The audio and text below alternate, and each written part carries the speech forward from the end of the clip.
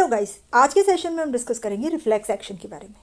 तो स्टार्ट करें डेफिनेशन से। रिफ्लेक्स एक्टिविटी क्या है? रिफ्लेक्स एक्टिविटी हमारा मोटर रिस्पॉन्स है सेंसरी स्टिमुलस के सामने और without involvement of higher centre. जैसे कि अगर कोई हॉट ऑब्जेक्ट के ऊपर हमारा हाथ लग जाता है तो हम क्या कर रहे हैं, उसे विड्रॉ कर लेते हैं। ठीक है, तो ये हमारा विड्रॉल रिफ्लेक्स है। रिफ्लेक्स आके 5 कंपोनेंट्स होते हैं। एक है हमारे सेंसरी रिसेप्टर्स से। सेंसरी रिसेप्टर्स क्या करते हैं, जो स्टिमुलस है उसे रिसीव करते हैं और आफ्रंट इम्पल्स जनरेट कर रहे हैं हमारी आफ्रंट नर्व में या सेंसरी नर्व में। दूसरा आएगा आफ्रंट नर्व, जो ये सेंसरी इम्पल्स को ट्रांसमिट कर रही है, कहाँ से, रिसेप्टर से लेकर के सेंटर तक।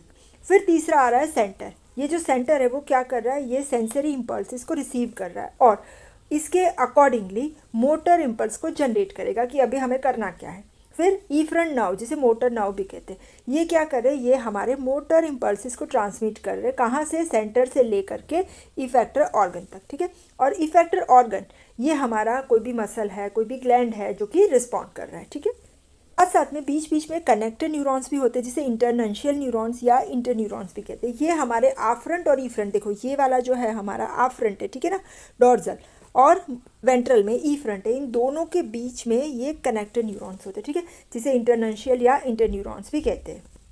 तो ये हमारा पूरा रिफ्लेक्स आर्क हो गया। ये हमारे रिसेप्टर है, ये मसल स्पिंडल जैसे, फिर सेंसरी नर्व या आफ्रंट नर्व, फिर सेंटर जो हमारा ब्रेन या स्पाइनल कॉर्ड में होता है, फिर efferent nerve and effector organ जो है हमारा मसल।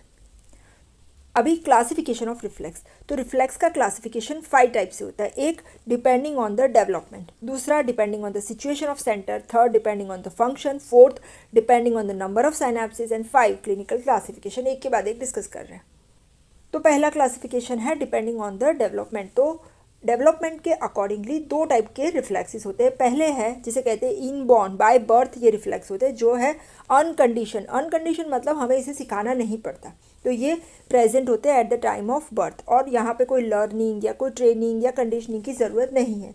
एग्जाम्पल, जैसे कि कोई बेबी, न्यू बॉर्न बेबी है, उसके माउथ में हम अगर एक हनी का ड्रॉप रखते हैं तो क्या होगा, सलाइवा सिक्रीट होगी। तो जैसे ही कुछ भी हम ओरल कैविटी में रखते हैं तो सलाइवा सिक्रीशन हो रहा है, ये नॉर्मल रिफ्लेक्स है। ठीक है, अनकंडीशन। दूसरा है कंडीशन रिफ्लेक्स, जिसे एक्वायर्ड रिफ्लेक्स भी कहते हैं। एक्वायर्ड मतलब हम लर्न करवाते हैं, ठीक है, उसमें लर्निंग चाहिए, ट्रेनिंग चाहिए, कंडीशनिंग चाहिए।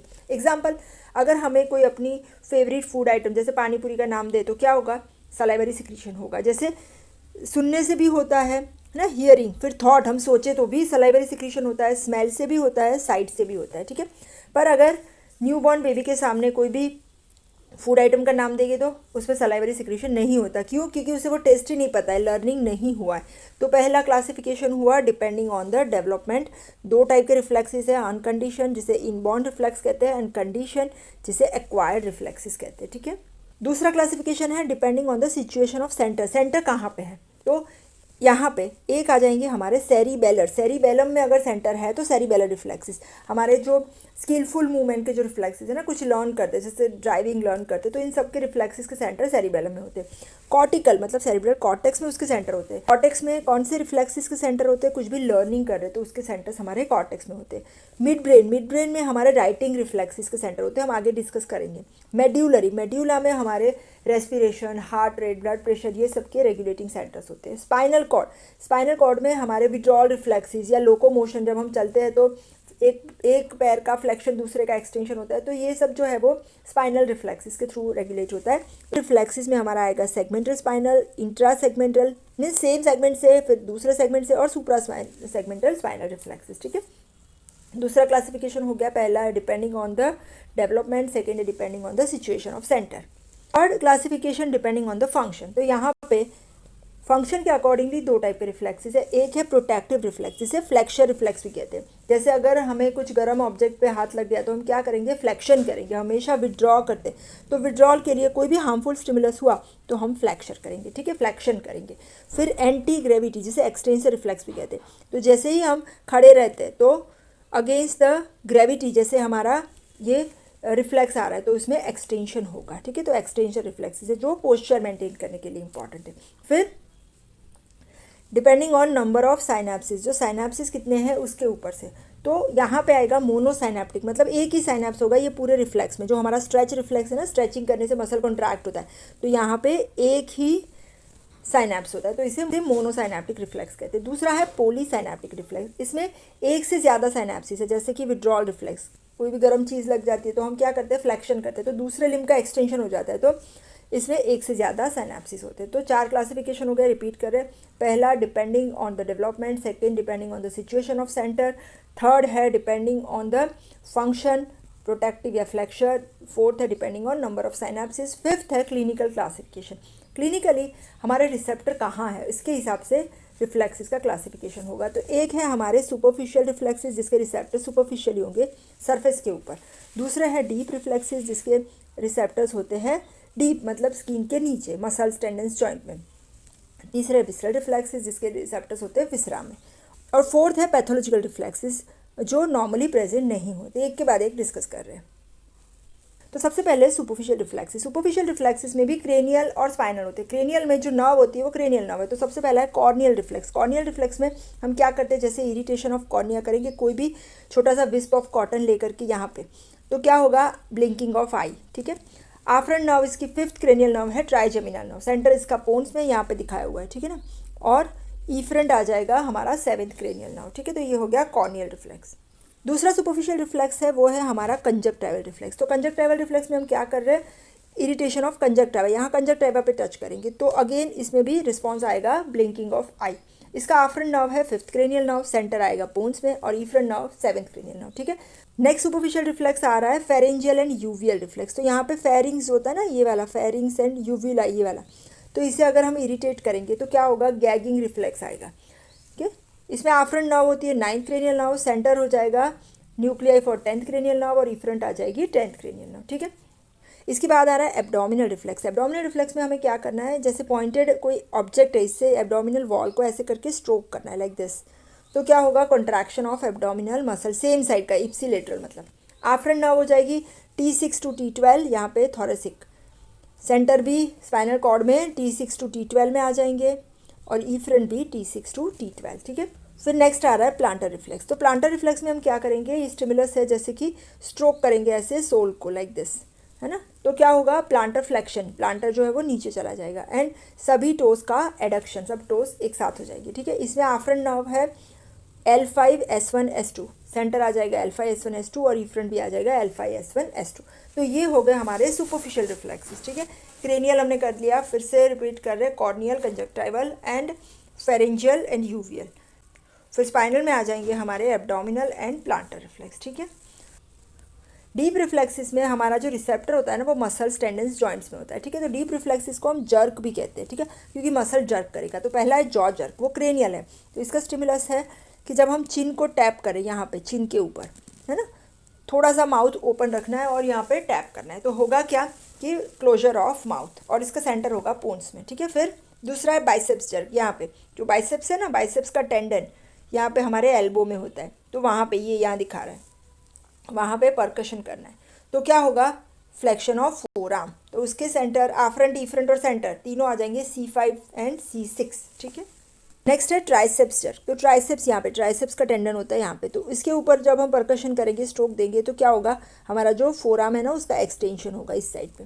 इसका सेंटर है C6, C7, C8, आफ्रंट भी वही है C6 to C8 centre, and ईफ्रंट भी C6 to C8। नेक्स्ट आ रहा है सुपाइनेटर जर्क। सुपाइनेटर जर्क में हम क्या करें, यहाँ पे देखो स्टाइलर प्रोसेस है ना, यहाँ पे इसके जस्ट ऊपर सुपाइनेटर होता है, वहाँ पे अगर स्ट्रोक देंगे तो क्या होगा, रिस्पॉन्स आएगा, हमारा जो फोरआर्म है उसका सुपाइनेशन एंड फ्लेक्शन, और इसके आफ्रंट, ईफ्रंट और सेंटर होगा C7, C8 में।